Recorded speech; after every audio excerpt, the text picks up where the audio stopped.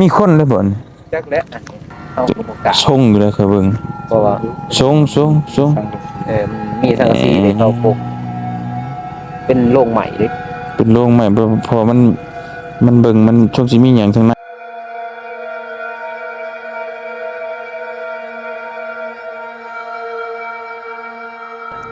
คือมาตั้งไว้จังซี่เนาะได้เฮ้ยเฮ้ยเฮ้ยเฮ้ยเฮ้ยอย่าบ่นจ้าเด้กลางคืนได้ยินเสียงโอ้ยได้ยินเสียงในนี้สั่งว่าฮะวันเซนนี่ยินกลางคืนได้ยินเสียงเล็กน้อยได้ยินเสียงในนี้ในรถโอ้ยคนนักเสียเจ้าเสียเจ้าบ่ได้หรอกนักมีคนเฒ่าเยอะเขาก็แบบว่าบ่รอดนะคนเฒ่ากล้าว่าสิบ่รอดได้ชื่อรถเด้มีฮอดเขาควายมีฮอดอันหัวใจพุ่นน่ะเชื่อนักไปเป็นตัวจุดเด่นคือปัดโทไฟสิลักได้มันลักยันบ่ลักบ่โอ้ยโอ้ยันคนมาลักโลกนี้คือผู้เฒ่าผู้โอ้ว่าซั่นซิความเชื่อแหละเพิ่นว่าไปสร้างเอาเองเลยโรงข่อยจะได้แบบนี้ตกแต่งให้ข่อยแบบนี้นะคันเจ้าสร้างนั้นเขาเอ็ดสำนี้เพิ่นว่าราคาสำนี้เนาะตั้งไว้จังซี่เลยเนี่ย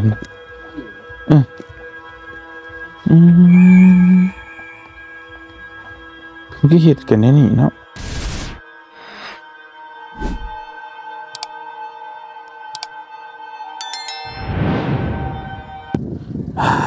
พี่น้องเนาะกราบทักทายสบายดีพ่อแม่พี่น้องเบิดสุขุสู่คนพี่น้องเอ้ยบ่ว่าสิอยู่ในและก็ต่างประเทศเนาะก็ยินดีต้อนรับเข้าสู่ช่องบ่เตียงทองบ้านนาคือเก่าพี่น้องเอ้ยมื้อนี้เฮาจะไปไสบ่าวนุ่งนี่จะพูดแล้วสิไปบ้านนะบ้านทุ่งวายต่อเฮาจะมารับเอาเบาเจ็บเบาตูนบ่เจ็บก็บ่ตูนเนาะโดยเพิ่นอยู่บ้านนี่พี่น้องเอ้ยบ้านนี่บ้านห้วยดำพี่น้องบ้านห้วยดำบ่นี่โดยขึ้นกับเมืองท่าแตงคือกันอ๋อบ้านห้วยดำเนาะทางก็ดีคักเนาะเป็นทาง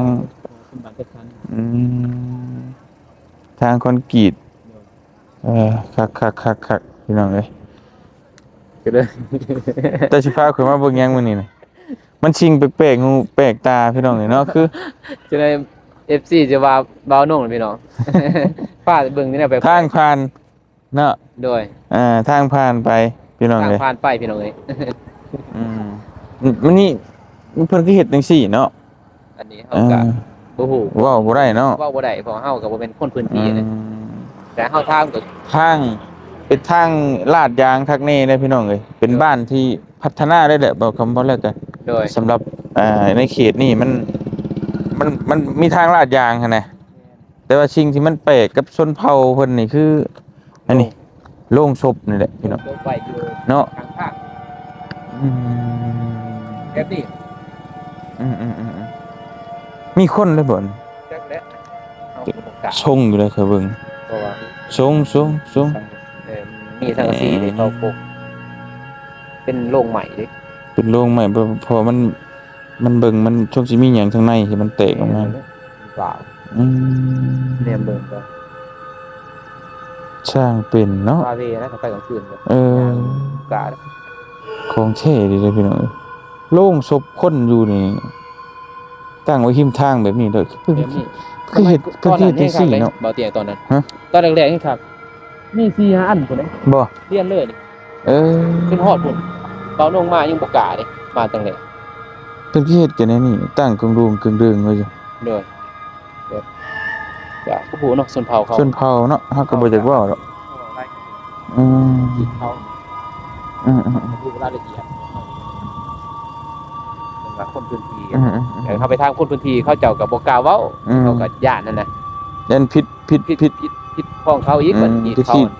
ของเขาจะฮู้อยู่ความแบบอยากให้ความลับเกินน่ะแต่ว่าเขาบ่กล้าเขาก็ย่านมันเว้าแล้วเขาว่าคือเฮาจะไปนะครับเขาไปด้วยเด้นี่เรื่องนี้ก็ยังมีใช่ลูกหลานอยู่เข้มหัวไปเลยตั้งไว้น้ำหัวน้ำหยังไปซี่เลยเนาะเกิน อืม เห็นบ่ง่ายแต่ละ อ่าอ่า คือสิบ่มีนะ อ่า ง่ายแล้วกันแข้งๆก็มี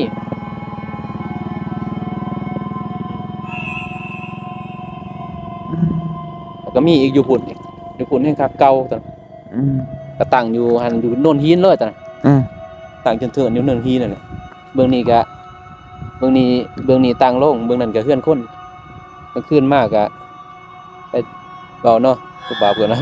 ไปถ่ายวิญญาณลงไปไปกองไป โอ้ไปไว้แล้ววันนี้ข่อยร้อนได้ข่อยอ่าอืม เป็นสิ่งแปลกๆเนาะ เอออันนี้เป็นหมู่บ้านจัดสรรนี่เนาะเป็นตัดไม้เป็นเห็ดไม้พี่น้องเอ้ยไปไปพี่น้องเอ้ยอ๋อได้เสื้องามไว้มื้อนี้เห็นบ่ตูนมาเบิ่งก่อนจังจังหน่อยอึบอ๋อโธ่พี่น้องเอ้ยไปเบิ่งจังหน่อย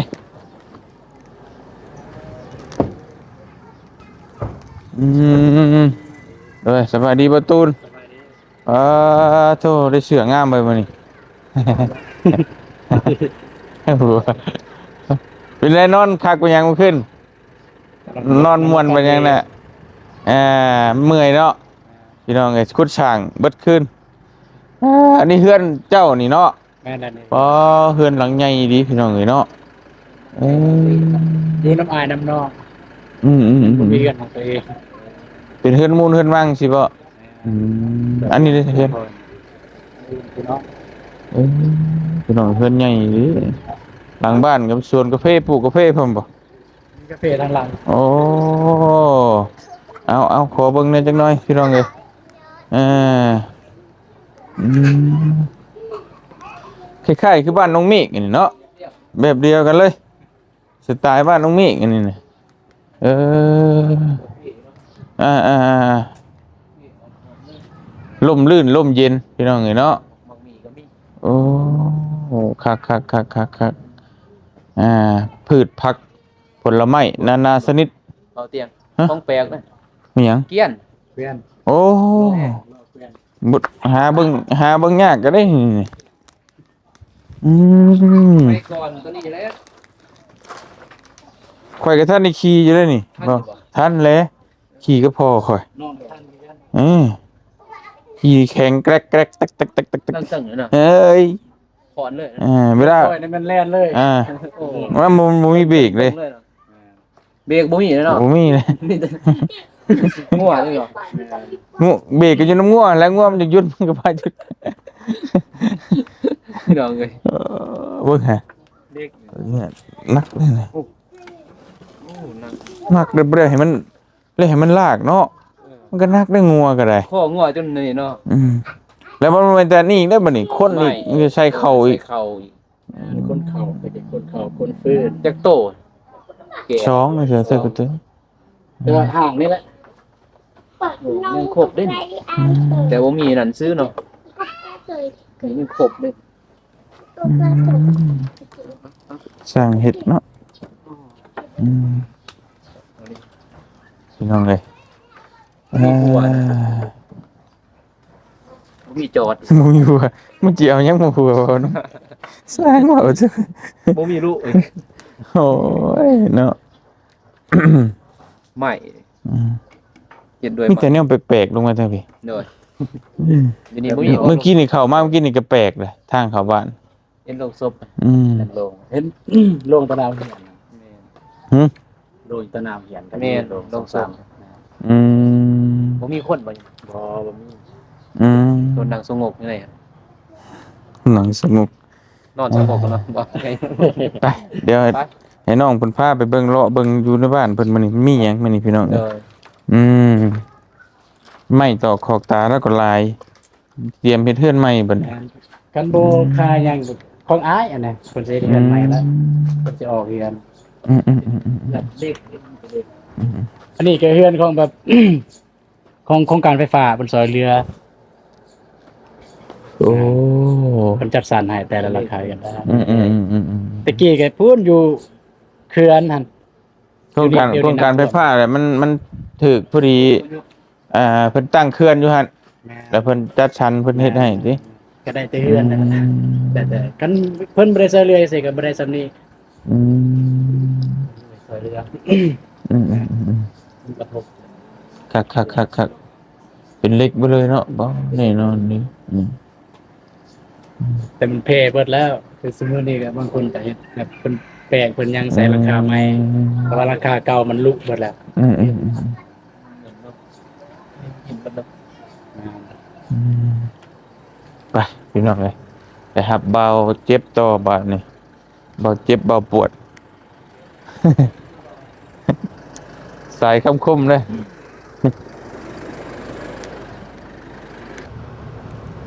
อืมมาพี่น้องในบ้านมาต่อเพื่อนเบาเจ็บบาดนี่ว้าเบาเจ็บกำลังลักใจทางใดเราอยู่ทางใด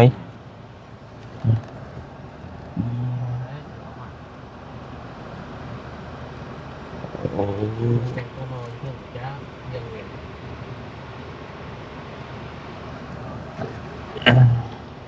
นี่บ่พี่น้องโอ้เพื่อนเราก็พื้นแหละเนาะ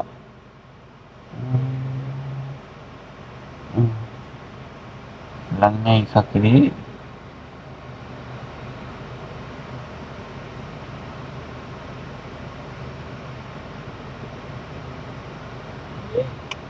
ไป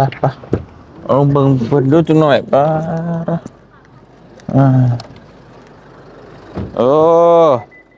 รอเนาะสบายดีบ่เจ็บคนรอ คือรอใช่มั้ยนี่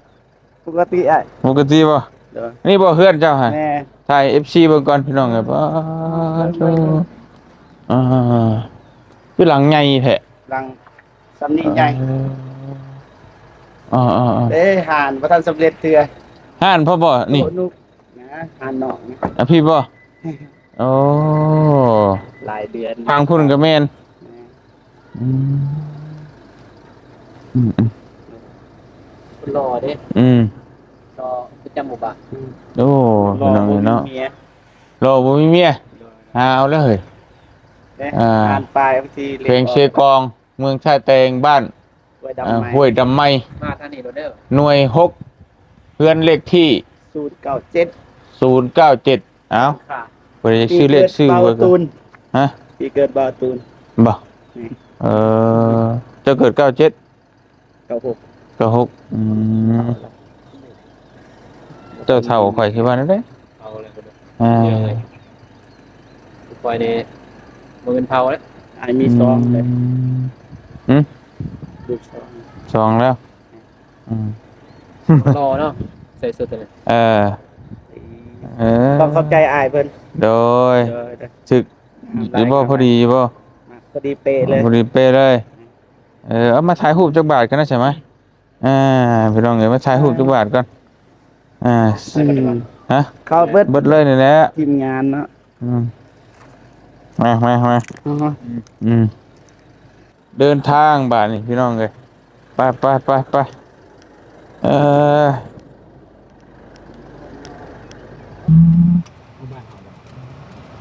นี่คนบ่นี่กัน ดิ้นไปนะ อืม ดิ้นคงมาอยู่ ลุงบ่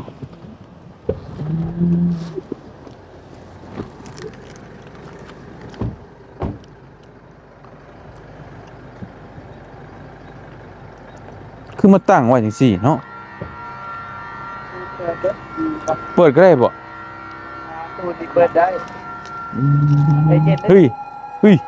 เล่นได้ เฮ้ย เฮ้ย กดจับแต่อันนี้ตัวนี้บ่เล็กตัวนี้บ่จับเด็ดขาด เฮ้ยอย่าบ่นอน อย่าได้อย่า ออกมาเลยฮะ อ๋อออกมา มันจะอย่ามันมาตรฐานก็ได้ ตามไว้นั่นน่ะเนาะ เอาโอกาสจับ ก็คือตั้งไว้แบบซี่เนาะ กลางคืนเวลาวันซินก็เห็นยินเสียงอ้าย บ่โอ้ย บ่ เสียง สร้างว่าแท้ กลางคืนยินเสียงเลย ได้ยินเสียงในนี้ในโรงนี้ วันซินนี่ยินเด็กน้อยให้นี่ เล็กน้อยให้อยู่ในนี่อุ้ย แค่ดิจ้าหัวนี่ได้ยินอยู่ เพิ่นตั้งไว้แบบไรนี่น่ะ ก็ตั้งไว้แบบว่าเพื่อสิ ฮะ ก็คือสมมุติว่าอยู่ในเฮือนสมมุติเฮือนมันคนใดคนหนึ่งมีคนเจ็บ อืม ก็ซื้อมาเพื่อเลย แต่ว่าในกรณีว่าคนเจ็บมันไม่ได้ตายเนาะบอกตรงๆซะ อ่า ก็เลยว่าจังซี่เลย อืม อีกอย่างมันเป็นความเชื่อแบบยาธรรมศาสตร์นะตัวอย่างว่า อืม ยาธรรมศาสตร์โอ้ แบบว่าคนสิตายนะเขาก็ซื้อวันนี้มันก็หายวันนี้แบบนั้นนะ ซอยเจ็บ การ บ่ เชื่อ เจ็บ ที่ เอา แบบนั้นแม่นการเชื่อที่ทางบ้านเฮาเลย ยาธรรมศาสตร์แล้วเนาะ แบบตัวแบบบ่ฮู้เป็นยาคือกันนะครับ เดี๋ยวบ่เตียงสิเล่าให้ฟังหน่อยหนึงคือความเชื่อของเพิ่นน่ะพี่น้องเนาะว่า มีคนเจ็บคนป่วยในเฮือนน่ะเพิ่นจะให้มันเศร้าแต่ซื้อโรงมาล่อเฮ็ดคือว่าล่อใส่ศพมันแต่พอซื้อโรงมาล่อไว้แล้วเศร้าบัดนี้หายมีบ่ว่าคนซื้อโรงมาไว้แล้วก็ตายอีดีก็มีบ่มีคือกันนะอ๋อ เป็นยาเลย เป็นยาดียาบ่ดีนะว่าแล้วกันเนาะ ความเชื่อ ความเชื่อ การเชื่อเขาเลยความเชื่อเลย อืม เราต้องเป็นเชื่อบันได อืม คือตามเลย กะเรียนอยู่เฮาคือศาสนาพุทธพี่น้องเนาะเฮากะความเชื่อของเฮาก็ต่างกัน งานเชื่อมันตาย แม่นถ้าศาสนาพุทธนะแต่ค่อยน่ะคือว่าง่ายคือเชื่อเรื่องกรรม เมนกรรม กรรมก็คือไผเฮ็ดแบบใด จะได้อย่างนั้น มันก็ได้แบบนั้น เจ้าเฮ็ดมาแนวบ่ดี เจ้าสิให้มันไปแนวดีมันก็เป็นไปบ่ได้ว่าง่ายคือฮอดมือมันสิตายเจ้าห้ามหยังก็บ่อยู่มันฮอดสุดซำนั้นแล้วนั่นน่ะ สิซื้อหยังมาไว้ก็บ่ได้ แม่ชื่อหยังชื่อโรงมาไว้ก็คือเก่าฮอดมือมันสิตายแล้วนะถ้าบ่ฮอดมือมันเฮ็ดอะไรก็บ่ตาย เมนเฮาก็บ่ได้ดูทาง แม่น ชนเผ่าเพิ่น แม่นแต่ว่าอันนี้เพื่อพื้นอ่าศาสนาพุทธคือพระพุทธเจ้าเป็นสอน แต่ละพื้นที่มันต่างกันเนาะ แม่น ความเชื่ออย่างเว้ย แต่ว่าคือแถวบ้านข่อยก็มีคือกัน ที่แบบว่าบอกความเชื่อที่แบบว่าเอิ้นควันเอิ้นหยังควันไปทางบ่ดีท่านจังซี่เฮ็ดนั่นนั่นนี่นะมันก็มีอยู่ มันก็ป้าปนก็แม่น เป็นหมอเหยา เสียเคราะห์เสียหยังมีเคราะห์มีเข็นมันก็มีคือกันนั่นคล้ายๆกันอยู่ แต่ละพื้น อื ที่ มแต่ว่าลึกๆแก่นแท้มันดีนะคือ เรื่องกรรมการเรื่องของเว้าแบบอันภาษาบ้านเฮาก็เรื่องบุญเรื่องบาปนะ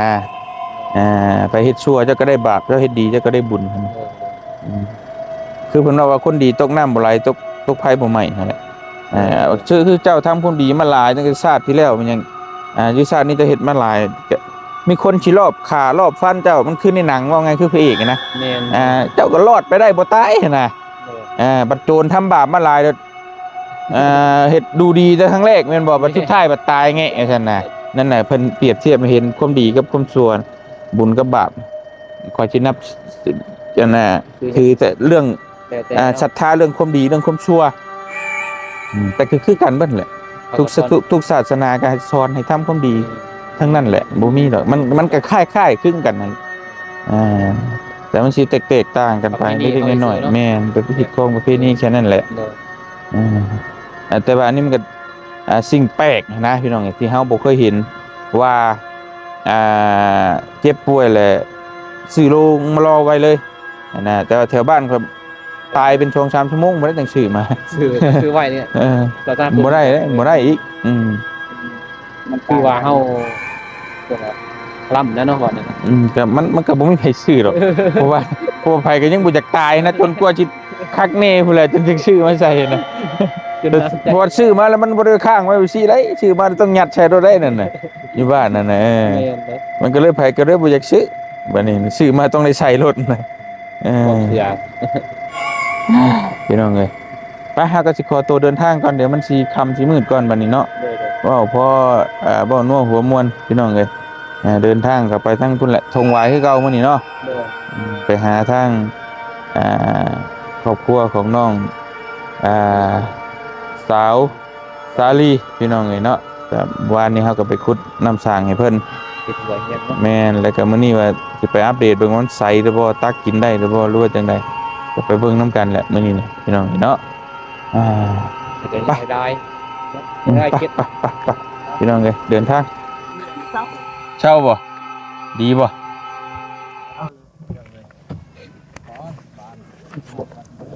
ไปพี่น้องเอ้ยเฮามาต่ออีกหมู่บ้านหนึงเนาะทางเบาๆเพิ่นสิพาเฮามาเบิ่งหยังมื้อนี้เออ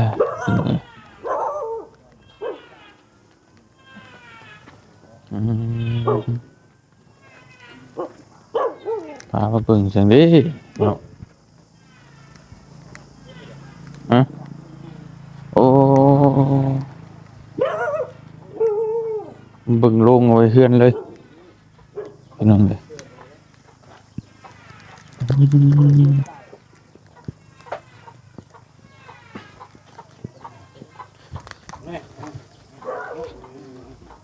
โอ้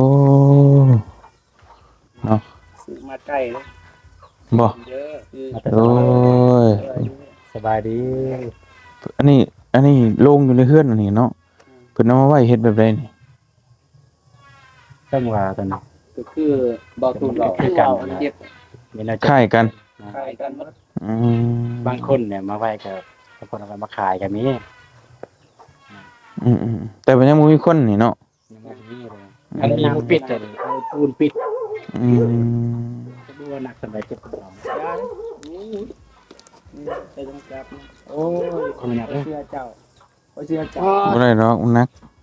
เบาเจ็บดึงแล้วมือน่ะขึ้นเมื่อย โอ้ยเดี๋ยวนี้เนาะมาโล่งเอามาตั้งไว้จังซี่เลย เสื้อไป มีครูเฮือนบ่หรือว่าจังได๋ ผู้ใดมีเงินก็มีงบก็ซื้อไว้ อืม มีคนเฒ่าแน่ มีคนเฒ่าก็คือไว้เลย เยี่ยม มีเฮือนใดมีผู้เฒ่าผู้โอ้เลย ว่ามีทุกคนมาสั้นซะ อืม มีคนเฒ่าเยอะเขาก็ แบบว่าบ่รอดแล้วนะคนเฒ่าไปไว้ คิดบ้างยังโดน คนเฒ่ากล้าว่าสิบ่รอดจะชื่อบ่รอดติเอออืม จับคนร้ายเดี๋ยวนี้ เออ ญาติแบบว่า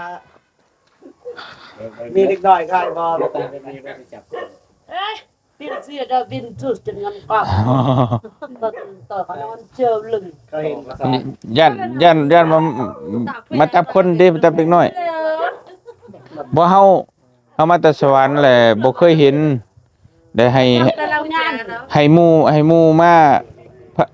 มาเบิ่ง มีลากกล้องเลยวิ่งไปที่กับผู้บ้านไปเต้น มันใหญ่นี่ละว่าได้ก็ เป็นว่าให้เพิ่นอายเพิ่นว่า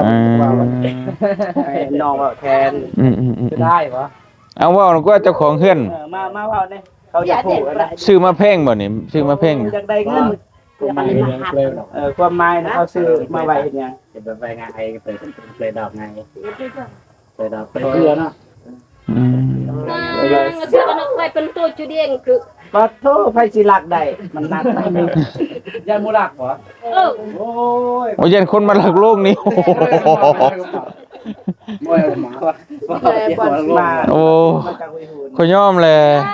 เงินหนึ่งบุญสี่ล้านบุญ 10 ล้าน 4 ล้าน 4 ล้าน เดี๋ยวนี้บ่ได้เลย2,017นี่ก็ เออ สบายโควิด สมัยโควิด ตั้งแต่โควิดผู้2019 ส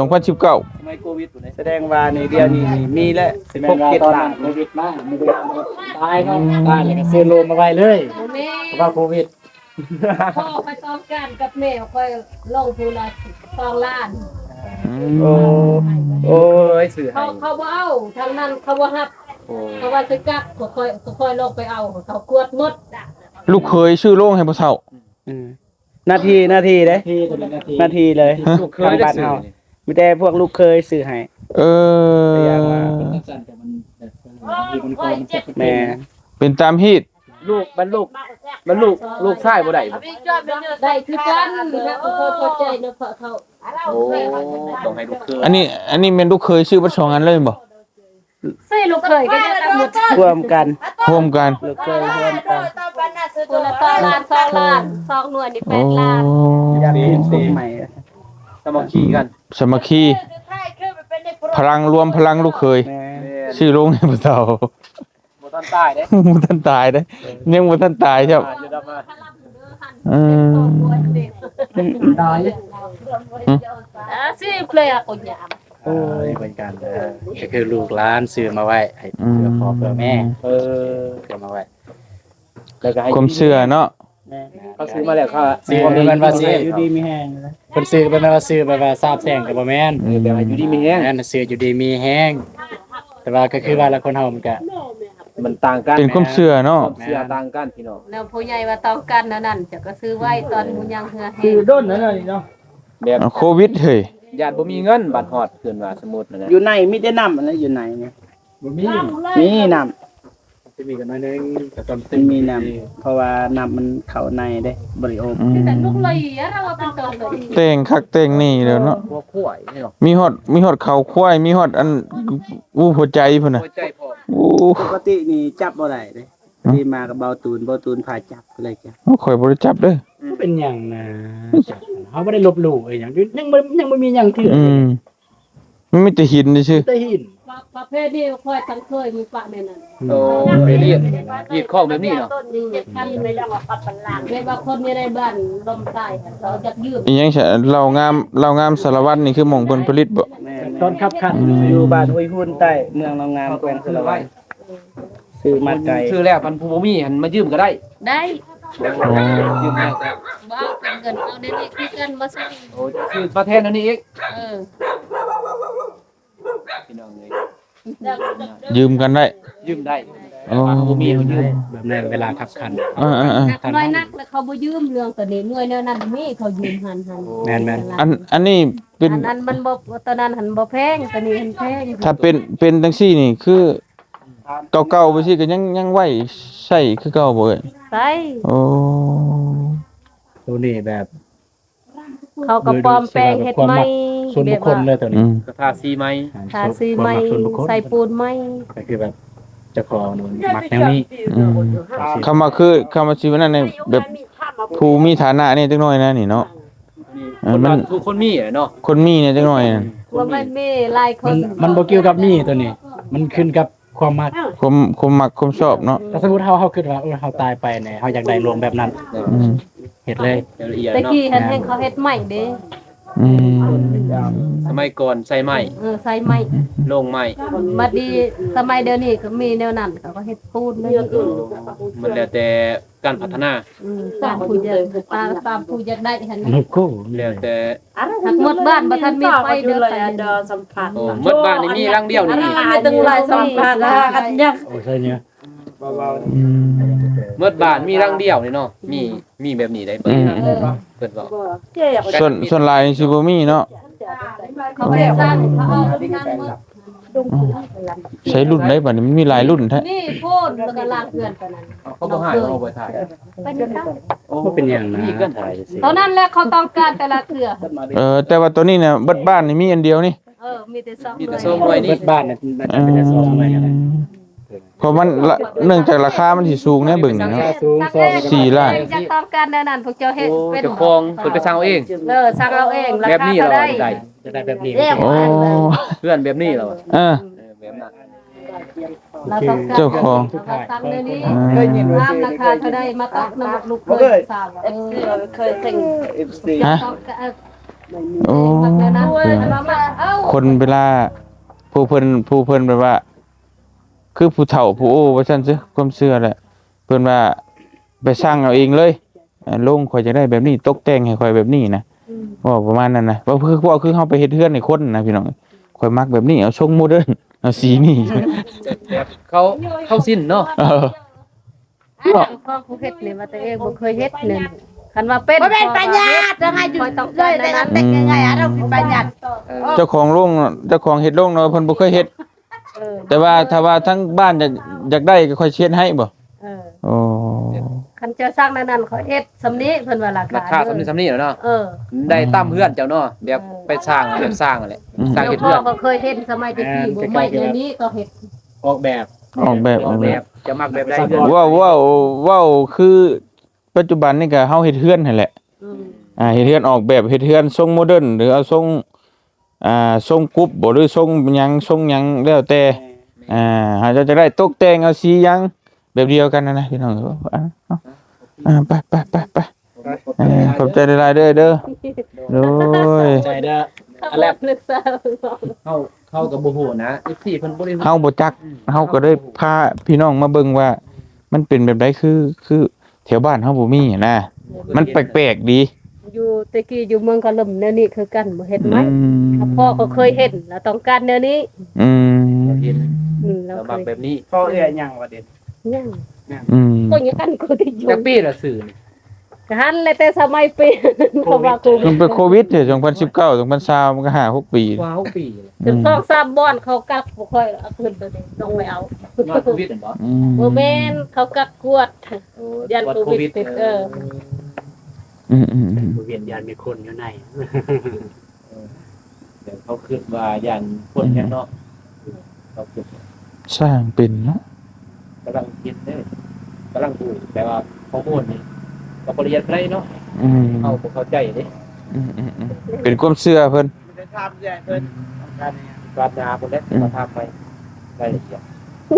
เพราะว่าเอ้ยเพิ่นก็มีแต่เว้ากับประมาณนี้แหละเนาะแต่ว่าทั้งโรงนี่แม่นทั้งต้องลูกเคยซื้อให้บ่เอ้ย ลูกเคยลูกสาวเลยพร้อม ลูกเคยลูกสาวซื้อให้ อืม และซื้อให้นี่จุดประสงค์คืออยากซื้อมาไว้ให้เพิ่นดีเพิ่นเซาเพิ่นเจ็บเพิ่นป่วยบ่หรือว่าจังได๋ ซื้อบ่ไว้อีก ซื้อมาไว้ เพิ่นอยากเบิ่งอยากแยงแนวนั้นตัวเองต้องการแม่นบ่ลูกเคยลูกสาวซื้อๆให้ อ๋อว่าง่าย พอใจพ่อให้ ว่าง่ายคือเพิ่นอยากฮู้แหละว่าขอโทษนำบัตรเพิ่นบ่อยู่แล้วนี่เพิ่นสิได้เฮือนแบบใดสิบ่ นั่น โรงเพิ่นแบบใดเดี๋ยวเพิ่นสิเห็นก่อนเพิ่นสิบ่อยู่ เพิ่นเห็นก่อน โอ้ เพิ่นสั่งก่อนเพิ่นอยากได้ด้านนั้นต้องการด้านนั้น ง่ายเลยนี่ ไปสั่งแล้วก็มาถามลูกเคยลูกสาวเลี้ยง ปกติบ่ฮอดซ้ำนี่ เจ้าพอใจบ่ราคาตอนนั้นเด้อเพิ่นว่าแพงหน่วยหนึ่ง4ล้านแต่กี้ล้านห้ารุ่นตัวนั้น ตัวนี้หน่วยหนึ่ง4ล้าน เพราะว่าพวกค่อยลูกสาวลูกเคย4คนทั้งลูกชาย เก็บเงินกัน เก็บเงินกันลูกชายบ่ได้เก็บ คือแบบดูพี่นี่ตามที่เอ้ยเพิ่นเล่ามานี่คือแบบว่าผู้เฒ่าเพิ่นเฒ่ามาแหละเพิ่นฮู้แหละนะพี่น้องเพิ่นให้ลูกเต้าซื้อโรงเตรียมไว้ แม่น เนาะ แม่น แบบนั้นโลดเนาะ นั่น แลกคอยจะเห็นก่อนคอยสิตายนี่ว่ามันงามหรือมันขี้ร้าย ตามไปสั่ง คอยต้องเอางามๆแบบนี้ อืม พี่น้องเอ้ยว่าง่ายคือเพิ่นอยากฮู้ว่าหม่องสิไปอยู่หั่นมันงามหรือมันขี้ร้ายให้ไปเลือกเอาเองไปสั่งเอาเอง เลือกเองสั่งเอง เออ ทำเองราคาเนื้อเฮ็ดหมูทอกมาเฮ็ดแนวอื่น อ่า ต้องการแนวนี้เพิ่นว่าเป็น ต้อง บ่ การแบบนี้ เฮ็ดให้คอยแบบนี้ เออ แต่ลูกเป็นคนจ่ายเงิน ลูกจ่ายเงิน โอ้ เดือนหลังสุดท้ายอ่ะ ลูกไปเอา เดือนหลังสุด อ่า นี่แหละ สมมุติเด้อขอโทษเด้อบ่แล้วนี่ อันนี้เฮาไปตั้งมานี่บ่ได้เอาไปภาษาบ่ ที่ภาษา ไปภาษาเนาะ เฮ็ดเฮือนงามๆตั้งตัวนี้เฮ็ดก่อพื้น เอาตังค์ ก่ออ้อมตั้งอยู่เทิง คือเฮาเห็นก่อนคลิปก่อนนั่นเนาะ ก็อยู่หลุมก็มี กล้าเนาะ แต่บ่กล้าเขาตัวนั้น น้ำทรายเยี่ยนน้ำทราย เฮียนบ่เฮียนเฮาก็บ่กล้าเขาอะนะแต่เฮาเนาะเพราะว่าเฮาบ่มีคนพื้นที่เฮาก็แม่นอยู่คันคนอยู่บ้านเขาไปนำบ่จักนั่น โอเคพี่น้องเนาะก็พอสิ คัน ฮู้แล้ว เวลาคนล้มคนตายหันเขาไปส่งสักการเขาก็ไปได้ โอ้อันนี้เขาไปเขาบ่ได้เนาะ เขาบ่ได้ มีคนชาวบ้านพาเข้านะครับไปได้เนาะ ไปได้ เ หลัง เฮา ส่ สิ ง เขา สัก เลย การ ลูกบ่ได้ เขารับรู้ไปเลยบ่ได้เด้ เขา เพราะว่าถ่ายแต่ตัวอยู่นี่แหละตัวมันถ่ายได้นี่แหละ กับเข้มทองเข้มทางได้เฮาย่างคือเขาเห็น นี่ก็ฮู้แล้ว ก็ได้ก็ไป เฮาสิเข้าไปในนี่มันบ่ได้ บ่เป็นหยังคือมันจริงมันหม่องเป็นๆให้เฮาโดนบินเนาะ ก็เป็นสร้างขี่รถก็ยังเห็นแค่ทาง เฮาบ่ได้เข้าได้เฮาโดนช่องนึงไป ต่อให้ก็ลงมุมมือตักหมูเด็ดหลักหมูเด็ด ใช่ แต่ก็ลงมุมแต่ไม่ลุ่มเลย มีคือกันมาทางนั้นภาษา พี่ประยากดักมันตก ทางนั้นก็มีภา อัน ษา พามก็รักคนมือแห่งไม่ลุ่มเลย แสดงว่าในดอนซานี่ภาษามี2บอร์ด สองบ่ มี อน สองจุด เมืองนั้นก็มี มี เมืองนั้นก็ไล่กัน ลาย เราแสดงว่า อยู่นั่นแห่งเจ้งอยู่หันบ่แม่นอันนั้น แจ้งเลย ดงเจ้งภาคห้วยเบื้องนั่นหั่นนี่ทางเข้าไปหันภาพงัวนั่นในบ้านแล้วภาคเบื้องนี้ เขาบ่กล้าเข้า เขามันเป็นอยู่แคบทางเลยบ่ ภ ภาคห้วยเบื้องนั้นน่ะแคมทางจะเยงเบื้องนี้ไปพุ่นจะแนมน่ะเห็นแบบคือเฮือนพออันนี้นี่ โอ้จะซุ่มเลยก็เห็นนั่น ไปใช่แล้วจังว่ากันเนาะเดี๋ยวมันสินั่นเฮาล่ะขอบใจหลายๆเด้อเด้อโดยไปสิให้ แห้งพ่อแม่คอยเด้อ ให้คำแนะนำดีๆให้อยู่ดีมีแฮงพ่อแม่เจ้าก็ได้เฮามาถามเพื่อเป็นความรู้บ่จักนะบ่จักบ่เคยเห็นอยู่บ้านเฮาบ่เห็นเนี่ยมันบ่มีหันน่ะแปลกๆ มันแปลกๆก็ได้ถามเบิ่ง ว่าไปลงบุญเดือนเป็นตัวกันด้วย ถามคนในบ้านเขาบอกให้มาเบิ่งเพราะว่าเขาถ่ายอยู่หั่นเด้ ถ่าย เขาว่าอยู่นี่ก็มีเขาจะถ่ายอยู่นี่ เขาถ่ายอยู่พุ่นน้องถ่ายพอดีเขาว่าอยู่พี่มัน ใหญ่ แปลกที่สุดเขาอ่ะ แต่ใหญ่เขาบ่เคยเห็นเขาอ่ะมาถามอยู่นี้ เคยเห็นเลย นี่แบบนี้บ่มีแล้วนะเขาอ่ะ ใหญ่ครับไป ไปแรกเราเป็นบ่มีเลย ขอบใจหลาย ขอบใจขอบใจ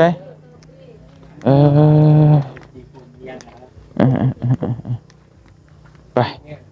พอเอาเราค่อยเทียมเงินค่าน้ำมันค่อยยังบ่เอา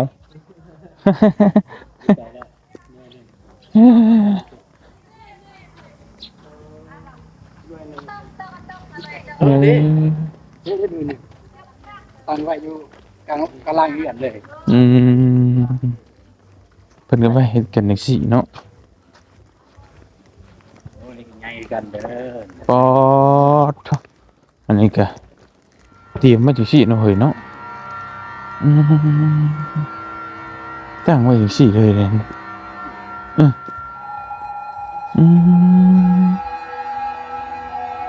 เพิ่นก็เฮ็ดกันในนี่เนาะ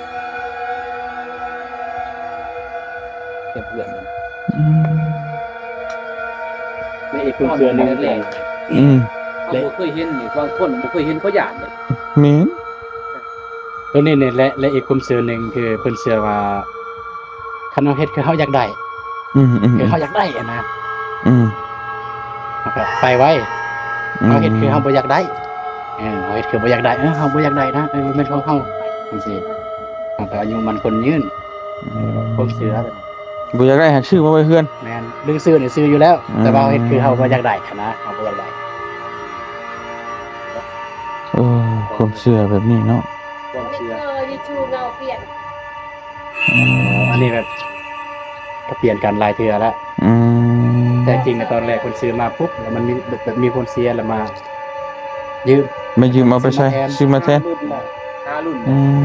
เขามาเปลี่ยนไปเปลี่ยนมาเมื่อบ่มีแล้วก็เมื่อไปใส่กันแล้วก็วันนั้นซื้อแท้แบบนั้นตรงนี้เวลาขับผ่าน ไปก่อนพี่น้องเลยแปลกอีหลีเนาะอยู่บ้านหยังก่อนนี่น่ะ บ้าน ดอนซาเมืองท่าแตงแข็งเชียโกงพี่น้องนี่เนาะไปเฮาก็สิขอตัวก่อนบัดนี้ไปต่ออีกพี่น้องเอ้ยเนาะทางทีมงานยูทูบเบอร์ลาวใต้เฮาพามาเบิ่งหยังแปลกๆพี่น้องเอ้ยแปลกหลายอย่างหลายแนวนี่พี่ภาษาว่าแปลกแล้วอันนี้มาแปลกอยู่เฮือนบ้านนี่มันเป็นความเชื่อของเพิ่นที่เพิ่นซื้อโรงมาว่าไงก็มาล่อไว้หั่นแหละมาล่อหั่นแหละว่าตรงๆแบบบ้านๆเนาะก็ แต่เขาบ่อยากเว้าให้มันชัดเจน แม่น เนาะ แม่นมาล่อก็ฮ้อนมือฮ้อนยามก็ใส่แล้วก็ไป มันก็ ไปประสาท ดีเด้แบบสมมุติว่าเฮาบ่มีอะนะก็คือเขาก็ถูกเด้ ก็ซื้อไว้ตอนมีเงิน บัดเขามีเงินเขาซื้อไว้ก็ถูกแต่คือเฮาศาสนาพุทธเฮาก็บ่ได้นะ มันก็บ่ได้มีหยังเสียหายดอก กางคนน่ะก็สิซื้อหรือบ่ซื้อ ก็บ่เสียหย เจ้าก็ใส่คือเก่า แม่น ก็ดีเป็นของเพิ่นนั่นแหละ แม่น ซื้อมาเตรียมไว้พอตายปึ๊บก็ใช้เลย บ่ต้องไปสั่งให้มันยาก แม่นพี่น้อง คือกันกับบ้านเฮาแต่เสียปึ๊บเฮาบ่มีเฮาก็หามาใช้คือเก่า แม่น แบบเดียวกันอันนี้คือกันพี่น้องเนาะ เด้อ เป็นอีกศาสนาหนึงพี่น้องเอ้ยเนาะเรียกว่าเป็นอีกชนเผ่าหนึงหลายคนก็ถามมื้อนั้นบ่เตียงไปทายอยู่ภาษาว่าชนเผ่าหยังว่าซั่นชนเผ่ากระตู้เนาะพี่น้องเอ้ยชนเผ่ากระตู้พี่น้อง เป็น เอ้ย ชน เนาะ เผ่าเดียวนี่ ถือศาสนาพีแต่ว่าศาสนาพีก็มีหลายอยู่ได้ทั้ง หลาย ทั้งเราเทิงก็ถือศาสนาพี คือกัน แต่ว่าเพิ่นก็เผากับพังคือกันแต่ว่ามันบ่ได้แบบนี้ แต่มีชนเผ่าเดียวนี่แหละที่เป็นแบบนี้ ตั้ง แล้วมันก็ ไว้ แปลกที่สุดในประเทศลาวนั่นแหละพี่น้องเนาะเพราะว่าเฮาเว้าตามที่เฮาฮู้แต่ต่างประเทศเฮาบ่ฮู้ว่ามันแบบนี้หรือบ่ แต่ประเทศลาวนี่เฮาไปมาหลายแต่ก็บ่เห็นมีแต่ชนเผ่าเดียวนี้พี่น้องเอ้ยเนาะ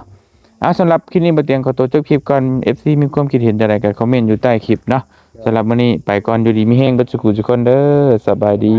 พี่น้องเอ้ยขอบใจ3-4หนุ่มไปพามาเบิ่งแนวแปลกๆมื้อนี้โอ้ยไป